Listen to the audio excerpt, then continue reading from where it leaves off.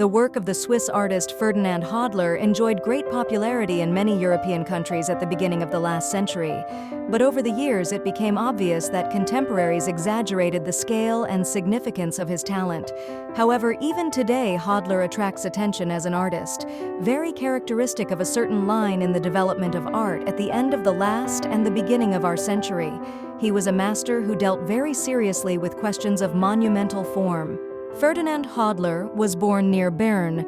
He studied with his stepfather, the decorative painter Schönbach, and later in Geneva with Barthélemy Mennu. The young artist loved the paintings of Rembrandt and the old Spaniards, and he began to paint paintings in dark color, abounding in contrasts of light and shadow.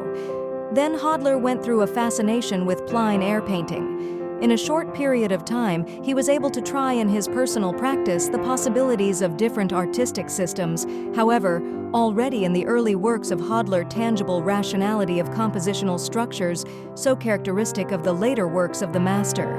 In the early 1890s, Hodler wrote a number of large canvases, which can be considered textbook examples of symbolism in painting. The real glory brought Hodler panofresco Retreat from Marignano, 1896-1900, executed for the National Museum in Zurich.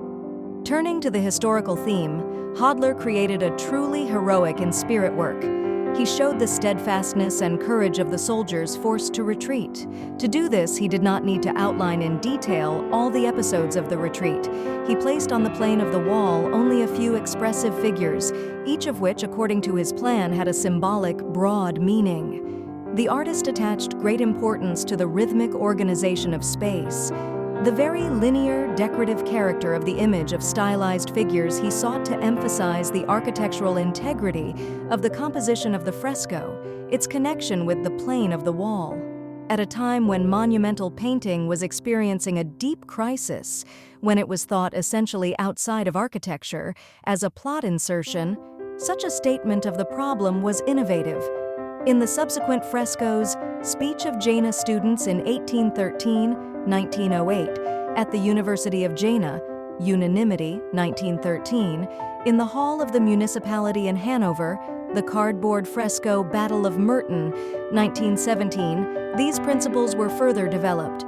Particularly interesting is the composition Speech of Jena Students in 1813. The figures are placed against an abstract, neutral background, and through the very rhythm of movement, the students' readiness to fight, their determination and assertiveness are perfectly conveyed. The artist combines different moments in the composition, the gathering of the militia students and their march to the battlefield, achieving a great wholeness of the impression. One can also speak of the heroic sound of his composition. Hodler consciously resorts in his monumental works to rhythmically repetitive forms, to ornamental highlighting of the contour. It is not accidental his attachment to the frieze, where such development of the rhythm of movement is especially justified. The artist's compositions are strictly balanced, symmetrical. Nude figures he writes as rigidly as the background. Hodler clearly and distinctly traces the development of ideas, but these are abstract philosophical concepts of struggle, freedom, not a conclusion from the living, contradictory reality. He is deliberately pathetic, but today his work is sometimes perceived as overly rhetorical. Hodler's easel painting is more diverse in its aspirations. Here we meet and things allegorical symbolic plan, Day, 1898, and works pretentious-mannered, imaginative. Hodler paid a certain tribute to pseudo-philosophical painting, very common in his time. Along with this, he has beautiful landscapes, imbued with an immediate sense of the beauty of nature. He is a good portraitist. Usually his portraits are extremely generalized in form. The artist emphasizes only the most important in the appearance and character of the man, emphasizing his essence, but often in them you can feel and stylized. A special place in the work of Hodler are paintings dedicated to people of labor, mower, lumberjack, 1910, in which he, in his usual form, close to the monumental panel, asserts the power of the people.